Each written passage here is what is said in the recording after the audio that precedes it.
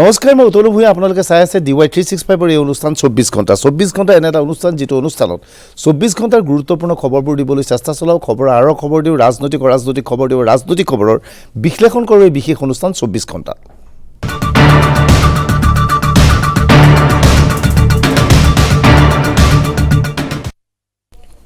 এই মুহূৰ্তে আটাইতকৈ ডাঙৰ খবৰ এই যে CBSEৰ দ্বাদশ শ্ৰেণীৰ পৰীক্ষা বাতিল কৰা হৈছে। লগে লগে বহুবোৰ প্ৰশ্নৰ সন্মুখীন হৈছে। CBSEৰ দ্বাদশ শ্ৰেণীৰ পৰীক্ষা বাতিল কৰিছে। প্ৰধানমন্ত্ৰীৰ উপস্থিতিত অনুষ্ঠিত এক বৈঠকৰ অন্তত এই গুৰুত্বপূৰ্ণ সিদ্ধান্ত গ্ৰহণ কৰিছে কেন্দ্ৰীয় চৰকাৰে। কোভিড পৰিস্থিতিৰ পৰিপ্ৰেক্ষিতত এনেধৰণৰ সিদ্ধান্ত লোৱা হৈছে। ইতিমধ্যে CBSEৰ দশম শ্ৰেণীৰ পৰীক্ষাও বাতিল কৰা হৈছিল, অৰ্থাৎ দশম আৰু দ্বাদশ শ্ৰেণীৰ পৰীক্ষা বাতিল কৰা হৈছে আৰু তেওঁলোকক পূৰ্বৰ একাদশ শ্ৰেণীৰ পৰীক্ষাৰ নম্বৰৰ ভিত্তিত নম্বৰ দিয়া হ'ব। ঠিক তেনেকৈ দশম শ্ৰেণীৰ ছাত্ৰৰ ক্ষেত্ৰতো ক্লাছৰ বিভিন্ন নম্বৰৰ ক্ষেত্ৰত চাই তেওঁলোকক দিয়া হ'ব। বিকল্প হিচাপে দ্বাদশ শ্ৰেণীৰ ছাত্ৰৰ বাবে অনলাইন এক পৰীক্ষাৰ আয়োজন হ'ব। পৰৱৰ্তী সময়ত ছিটুৱেশ্যন যেতিয়া কোভিডৰ পৰিস্থিতিলৈ খাম কাটিব তেতিয়া এনেধৰণৰ ব্যৱস্থা হ'ব আৰু যেতিয়া সেই পৰীক্ষাৰ নম্বৰ একাদশ শ্ৰেণীৰ পৰীক্ষাৰ নম্বৰৰ লগত যোগ কৰা হ'ব আৰু তাৰপিছত এই ধৰণৰ সিদ্ধান্ত গ্ৰহণ কৰা হ'ব।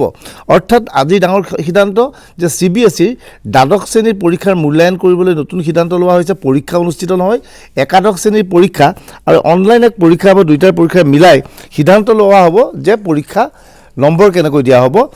এই প্ৰশ্নটো তাৎপৰ্যপূৰ্ণ। ইয়াৰ পূৰ্বে আজি প্ৰধানমন্ত্ৰী নৰেন্দ্ৰ মোদীৰ উপস্থিতিত ভিডিঅ' কনফাৰেন্স যোগে বিভিন্ন শিক্ষাবিদ, শিক্ষামন্ত্ৰী তথা বিভিন্ন বিভাগৰ মন্ত্ৰীৰ সৈতে এক আলোচনা অনুষ্ঠিত হৈছিল, য'ত প্ৰধানমন্ত্ৰী নৰেন্দ্ৰ মোদীয়ে বিভিন্নজনৰ পৰা বক্তব্য জানিব বিচাৰিছিল। ইতিমধ্যে এই সমগ্ৰ বিষয়টোক ন্যায়ালয়ত, উচ্চতম ন্যায়ালয়ত এটা গোচৰ ৰুজু হৈছিল। ন্যায়ালয়ক 3 জুনৰ পূৰ্বে কেন্দ্ৰীয় চৰকাৰে জনাব লাগিছিল যে CBSE পৰীক্ষা অনুষ্ঠিত হ'বনে নাই। একাংশ ছাত্ৰ ছাত্ৰীয়ে অভিযোগ কৰিছিল যে আজিৰ এই পৰিস্থিতিত CBSE পৰীক্ষা অনুষ্ঠিত কৰাটো সম্ভৱপৰ নহয়, কিয়নো চৰকাৰৰ নীতি অনুসৰি 18 বছৰৰ অধিক লোকসকলকে টীকাকৰণৰ ব্যৱস্থা কৰা হৈছে, কিন্তু মেট্ৰিক অথবা হায়াৰ ছেকেণ্ডেৰী পৰীক্ষা দিবলগীয়া ছাত্ৰ ছাত্ৰীসকলৰ টীকাকৰণৰ ব্যৱস্থা হোৱা নাই। তেনে অৱস্থাত পৰীক্ষা দিবলৈ ওলাই গ'লে কোভিডত যদি আক্ৰান্ত হয় ইয়াৰ বাবে দায়ী কোন হ'ব? প্ৰধানমন্ত্ৰীয়ে বিষয়টো সম্পূৰ্ণৰূপে আলোচনা কৰে। আলোচনাৰ অন্তত সিদ্ধান্ত গ্ৰহণ কৰা হয় যে CBSEৰ দ্বাদশ শ্ৰেণীৰ পৰীক্ষা বাতিল হ'ব। এই সমগ্ৰ বৈঠকৰ সিদ্ধান্তৰ বিষয়ে পৰৱৰ্তী সময়ত অৱগত কৰে কেন্দ্ৰীয় পেট্ৰলিয়াম মন্ত্ৰী ধৰ্মেন্দ্ৰ প্ৰধানে। ধৰ্মেন্দ্ৰ প্ৰধানে সাংবাদিকৰ আগত এই ক্ষেত্ৰত সমগ্ৰ বৈঠকৰ ব্যাখ্যা আগবঢ়াইছিল এইদৰে। उनकी पॉजिटिविटी रेट को घटना शुरू हो गया है, कोरोना नियंत्रण में आते हुए दिख रहा है। लेकिन इस प्रकार के समय में माननीय प्रधानमंत्री जी आज खुद निर्णय किए, एक मंत्री समूह के साथ व्यापक चर्चा करके, राज्यों के साथ एक व्यापक विमर्श करके, विभिन्न राज्यों की एक्सपर्ट्स के साथ विमर्श करके, विद्यार्थियों से चर्चा करके 2 प्रकार की मत था। एग्जामिनेशन होनी चाहिए, एग्जामिनेशन बंद होनी चाहिए। एक 100 प्रश्न सरकार के सामने था, लेकिन आज सरकार ने प्रधानमंत्री जी के नेतृत्व में, विशेष करके प्रधानमंत्री जी आज की माहौल को देखते हुए देश की भविष्य की स्वास्थ्य को सुरक्षित करने के लिए कोई जोखिम ना उठाते हुए 12वीं की परीक्षा को रद्द किया है। इंटरनल असेसमेंट की आधार पे 11वीं और 12वीं 2 जो पिछले दिनों में इंटरनल एग्जामिनेशन हुए हैं, उसकी असेसमेंट के आधार पे उनकी नतीजा आएगी। हायर एजुकेशन में उनको दाखिला देने के लिए पिछले साल जैसे सुविधा भी रहेगी और आगे चल के जब परिस्थिति नॉर्मल होगा, कोई विद्यार्थी चाहे तो वो भी परीक्षा दे सकता है।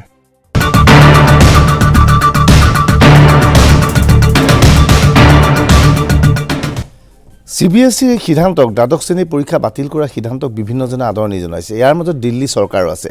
দিল্লী চৰকাৰো বাৰে বাৰে কৈছে যে দ্বাদশ শ্ৰেণীৰ পৰীক্ষা বাতিল কৰিব লাগে। দিল্লীৰ উপ মুখ্যমন্ত্ৰী তথা শিক্ষামন্ত্ৰী মনীষ সিসোদিয়াৰ ভাষ্য আছিল এই ধৰণৰ। बहुत खुशी है इस बात की कि बच्चों के हित में फैसला लिया गया है, बच्चों को स्वास्थ्य को ध्यान में रखते हुए फैसला लिया गया है, क्योंकि देश भर के 1.5 करोड़ बच्चे इस बात से दुखी थे कि उनकी 12वीं की क्लास लगातार खिंचती जा रही है, वो ख़त्म होने का नाम नहीं ले रही। दूसरी तरफ उनके मन में ये भी था कि अब हम आगे की पढ़ाई कैसे करेंगे जब 12वीं ख़त्म नहीं होगी, और अगर परीक्षा देने के लिए बाध्य किया जाएगा तो उसका नुकसान ये है कि आज जिस तरह से देश में कोरोना बढ़ रहा है उसमें उनकी जान को खतरा था।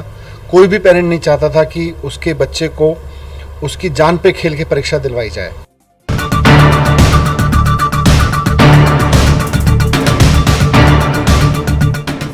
DY 365 24 ঘণ্টা অনুষ্ঠান যিসকলে চাই আছে ইয়াৰ মাজত বহু ব্যক্তি আছে যাৰ পৰিয়ালৰ সন্তানে এবাৰ মেট্ৰিক পৰীক্ষা অথবা দ্বাদশ শ্ৰেণীৰ হায়াৰ ছেকেণ্ডেৰী পৰীক্ষা দিয়াৰ কথা আছে। CBSE এই সিদ্ধান্তৰ পিছত তেওঁলোকে নিশ্চয় উৎফুল্লিত হৈ পৰিছে অসমতো দশম আৰু দ্বাদশ শ্ৰেণীৰ পৰীক্ষাৰ পৰীক্ষাৰ্থীক উত্তীৰ্ণ কৰাই দিয়া হ'ব নেকি। CBSE এই সিদ্ধান্তৰ পিছতেই আমি ৰাজ্য চৰকাৰৰ উচ্চস্তৰীয় সূত্ৰৰ সৈতে যোগাযোগ কৰিছিলোঁ যে CBSE যেহেতু পৰীক্ষা বাতিল কৰিছে অসমতো সেবাৰ পৰীক্ষা বাতিল কৰিব পৰা যায় নেকি, যে সেবা বা বোৰ্ডৰ পৰীক্ষা দ্বাদশ শ্ৰেণীৰ পৰীক্ষা অথবা দশম শ্ৰেণীৰ পৰীক্ষা বাতিল কৰিব পৰা যায় নেকি। কিন্তু ইয়াত যথেষ্ট বাধাৰ সৃষ্টি হৈছে অসমত। কি হৈছে বাধা সেই কথা মন দি শুনক। আমাৰ নতুন এক গুৰুত্বপূৰ্ণ ব্ৰেকিং নিউজ এইটো। ব্ৰেকিং নিউজ অনুসৰি অসমত মেট্ৰিক আৰু হায়াৰ ছেকেণ্ডেৰী পৰীক্ষা অনুষ্ঠিত হ'বই। হয়, CBSE নিয়ম নহ'ব, অসমত মেট্ৰিক আৰু হায়াৰ ছেকেণ্ডেৰী পৰীক্ষা অনুষ্ঠিত হ'বই। কিয় হ'ব তাক লৈ কৈ আছোঁ। CBSEৰ দৰে পৰীক্ষা অবিহনে দশম আৰু দ্বাদশ পৰীক্ষাৰ্থীক উত্তীৰ্ণ কৰাই নিদিয়ে। CBSEত এইবাৰ পৰীক্ষা অবিহনে দশম আৰু দ্বাদশ শ্ৰেণীৰ পৰীক্ষাৰ্থীক উত্তীৰ্ণ কৰাই দিয়া হ'ব, কিন্তু অসমত সেইটো নকৰে। অসমৰ শিক্ষা ব্যৱস্থাই এইদৰে কৰিবলৈ নিদিয়ে। কিয় নিদিয়ে তাক লৈ আপোনালোকক কিছু তথ্য আগবঢ়াব বিচাৰিছোঁ, যাক লৈ যথেষ্ট বিতৰ্কৰ সৃষ্টি হৈছে। অসমত এই পৰীক্ষা বিদ্যালয় অথবা মহাবিদ্যালয় অনুষ্ঠিত কৰে। অসমত দেখা গৈছে নৱম শ্ৰেণীৰ পৰীক্ষাই হওক একাদশ শ্ৰেণীৰ পৰীক্ষাই হওক সংশ্লিষ্ট বিদ্যালয় বা মহাবিদ্যালয়খনে কৰে। সেয়েহে নৱম বা একাদশ শ্ৰেণীৰ নম্বৰৰ ওপৰত মূল্যায়ন কৰিব পৰা নাযায়। যেহেতু CBSE নৱম অথবা একাদশৰ পৰীক্ষাৰ মূল্যায়ন বোৰ্ডে কৰে, অসমত যেহেতু নকৰে, গতিকে নম্বৰৰ মূল্যায়ন কৰিব কেনেকৈ। গতিকে এদিনৰ বাবে হ'লেও মেট্ৰিক আৰু হায়াৰ ছেকেণ্ডেৰী অনুষ্ঠিত কৰাৰ সম্ভাৱনা আছে, উচ্চ সূত্ৰই জনাইছে। কিন্তু 7 জুলাই পৰ্যন্ত কোভিড পৰিস্থিতি অধ্যয়ন কৰিব চৰকাৰে। মুখ্যমন্ত্ৰী হিমন্ত বিশ্ব শৰ্মা আজি নতুন দিল্লীত আছে, কাইলৈ তেওঁ উভতি আহিব। আৰু কাইলৈ দেখা গৈছে যদিহে পৰিস্থিতি নিয়ন্ত্ৰিত হয় জুলাইত এদিনৰ বাবে হ'লেও পৰীক্ষা এটা অনুষ্ঠিত হ'ব, নিৰ্দিষ্ট ছাবজেক্টৰ ওপৰত পৰীক্ষা অনুষ্ঠিত হ'ব। তাৰ ভিত্তিত মূল্যায়ন কৰি ছাত্ৰ ছাত্ৰীক নম্বৰ দিয়া হ'ব। আৰু কাইলৈ শিক্ষা আৰু স্বাস্থ্য বিভাগৰ গুৰুত্বপূৰ্ণ বৈঠক আছে এই বিষয়টোক লৈ, যে মেট্ৰিক আৰু হায়াৰ ছেকেণ্ডেৰী সঠিক সময়ত আয়োজন কৰিব পৰা যাব নেকি। দৰ্শকক ইয়াৰ তথ্য জনাওঁ যে CBSE দ্বাদশ আৰু দশম শ্ৰেণীৰ পৰীক্ষা উত্তীৰ্ণ কৰাই দিছে যদিও অসমত সেবাই সেইটো কৰিব নোৱাৰে। সেবাই কৰিবলৈ তেওঁলোক ফৰ্মুলা কি হ'ব, ধৰি লোৱা হ'ল দশম শ্ৰেণীৰ সকলো পৰীক্ষাৰ্থীকে মেট্ৰিক পৰীক্ষাত উত্তীৰ্ণ বুলি ঘোষণা কৰি দিয়া হ'ল।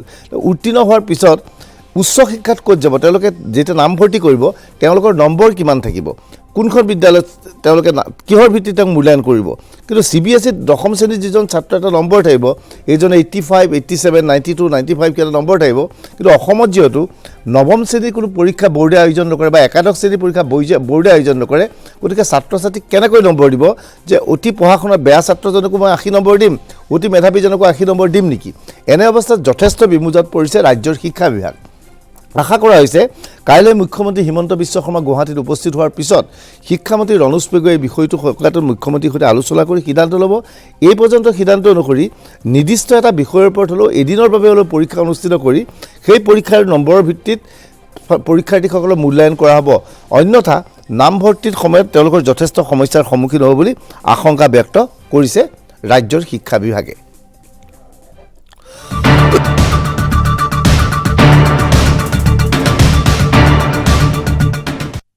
এইখিনি সময়তে ছ'চিয়েল নেটৱৰ্কিং ছাইটত এটা ভিডিঅ' ভাইৰেল হৈ পৰিছে। এজনী কণমানি ছোৱালী, 5-6 বছৰীয়া ছোৱালী, অতি মৰম লগা ছোৱালী।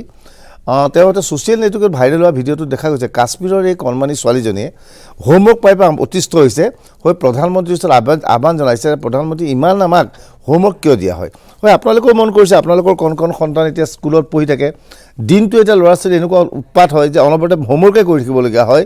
অনলাইনত বাৰে বাৰে হোমৱৰ্কৰ পাঠদান দিয়া হয়, যে যেতিয়া ক্লাছ চলি আছিল, ক্লাছ চলি থকা সময়ত এই কণমানি ছাত্ৰ ছাত্ৰীয়ে আবেলি খেলিবলৈ সুযোগ পাইছিল। এতিয়া পৰিস্থিতি এনেকুৱা হৈছে যে কণমানি শিশুটিয়ে এতিয়া সময়ে নাপায় খেলিবলৈ, অনবৰতে অনলাইনত হোমৱৰ্ক আহি থাকে, হোমৱৰ্ক কৰি থাকিবলগীয়া হয়। এই কণমানি ছোৱালীজনীৰ আৱেগ, তাইৰ মনৰ বেদনা ভালকৈ মন দি শুনক। अस्सलाम वालेकुम मोदी साहब, मैं एक लड़की बोल रही हूँ, मैं 6 years old। मैं आपको जूम क्लास की बड़े और छोटा बोल सकती हूँ। छोटे बच्चे जो होते हैं, जो 6 years old होते हैं, उनको ज़्यादा क्यों रखते हैं काम मैडम और टीचर, नहीं मैडम और सर क्यों रखते हैं। इतना काम होता है बड़ू बच्चों को, जब मैं सुबह उठती हूँ तब 10 बजे मुझे दो बजे तक होती है क्लास। एक होती है इंग्लिश, उसके बाद मैथ, उसके बाद उर्दू, उसके बाद EVS, उसके बाद कंप्यूटर। इतना ज़्यादा काम रखते हैं बड़ों बच्चों को, जो होते 7, 6, 10। छोटे बच्चों को इतना काम क्यों रखते हैं मोदी साहब?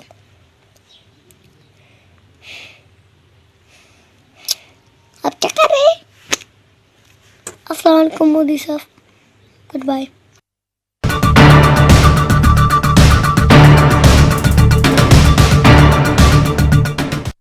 কণমানি ছোৱালীজনীৰ ভিডিঅ' ভাইৰেল হৈছে। যাৰ যাৰ নিজৰ ঘৰত এনেধৰণৰ কণমানি সন্তান আছে তেওঁলোকৰ ছোৱালীবিলাকে বা তেওঁলোকে মাকে এতিয়া ভাবি চাওক যে মোৰ ছোৱালীজনীক বা মোৰ ল'ৰাটোক ইমান হোমৱৰ্ক দিয়ে, মোৰ ল'ৰাটো বা ছোৱালীজনীও এই কাশ্মীৰৰ ছোৱালীজনীৰ দৰে প্ৰধানমন্ত্ৰী মোদীৰ ওচৰত আহ্বান জনাব বিচাৰে নেকি? কৰোণাৰ এই কালত ঘৰৰ গৃহতে, ঘৰৰ গৰাকীয়ে ঘৰত থাকিবলগীয়া হৈছে, মাক ঘৰত থাকিবলগীয়া হৈছে, স্কুল বন্ধ আছে কিন্তু অনলাইন ক্লাছ চলি আছে। গতিকে শিক্ষকেও ছাত্ৰীক হেঁপাহ পলুৱাই হোমৱৰ্ক দিছে। এই কণ ছাত্ৰীসকল দিনৰ দিনটো ব্যস্ত থাকিবলগীয়া হৈছে হোমৱৰ্কত, আৰু যাৰ বাবে কণমানি ছোৱালীটো উপায় নাপায় প্ৰধানমন্ত্ৰী মোদীক মোদী চাহাব বুলি কৈ সম্বোধন কৰি আবেদন কৰিছে যে ইমান হোমৱৰ্ক আমাক কিয় দিয়া হয়। এইখিনি প্ৰশ্ন হৈছে। দ্বাদশ শ্ৰেণীৰ পৰীক্ষা আমি কৈছোঁ যে অসমত দশম আৰু দ্বাদশ শ্ৰেণীৰ পৰীক্ষা এদিনৰ বাবে হ'লেও অনুষ্ঠিত কৰাৰ চিন্তা চৰ্চা কৰি আছে ৰাজ্য চৰকাৰে, যদিও চূড়ান্ত সিদ্ধান্ত লোৱা হোৱা নাই। এই মুহূৰ্তত প্ৰশ্ন হয়, এই ছাত্ৰ ছাত্ৰীসকলক ভেকচিন প্ৰদান কৰা হৈছে নেকি? যদিহে ভেকচিন প্ৰদান কৰা হোৱা নাই তেনেহ'লে তেওঁলোকক পৰীক্ষা হলত মাতি আনি পৰীক্ষাত বহুৱাটো এক অপৰাধ নহ'বনে? আজি স্বাস্থ্য মন্ত্ৰণালয়ৰ সংবাদমেলত নীতি আয়োগৰ যিগৰাকী প্ৰতিনিধি, সেই প্ৰতিনিধিক এই প্ৰশ্নটোৱেই কৰা হৈছিল। তেওঁৰ উত্তৰ আছিল এনেধৰণৰ। बच्चों के एग्ज़ाम जो हैं होने हैं उसके बारे में अलग प्रक्रिया है। पूरी स्टेक होल्डर कंसल्टेशंस हुई हैं, उसके जो फैसले उस प्रक्रिया में होंगे हमें उनको मानना है और वो बिल्कुल बैलेंस होगा, ये हमारी उम्मीद भी है, अपेक्षा भी है। दूसरी बात जो आपने कही कि बच्चों को वैक्सीन की बात हुई, वो मैं इस मंच से कह चुका हूं कि जो अवेलेबल वैक्सीन है वो 18 से नीचे दिए जाएं। इसके बारे में अभी तक हमारे पास बिना डेटा के, बिना एक्सपीरियंस के, बिना ट्रायल के कहना उचित नहीं होगा। कुछ वैक्सीन बाहर के देशों में जो बच्चों तक पहुंचे हैं उनका डेटा मिल गया है। हमारे देश में कोवैक्सीन का बच्चों पे ट्रायल है और जो एक वैक्सीन बन रहा है जाइडस द्वारा, DNA वैक्सीन है, उसमें भी बच्चे सम्मिलित हैं। जैसे ही ये साइंटिफिक डेटा मिलेगा जो प्रूव करता है कि बच्चों के में देना सेफ है और बच्चों में इम्यूनोजेनिसिटी आती है, ऐसा कॉन्फिडेंस हमारी साइंटिफिक कम्युनिटी को होगा तो फिर हम आगे बढ़ेंगे।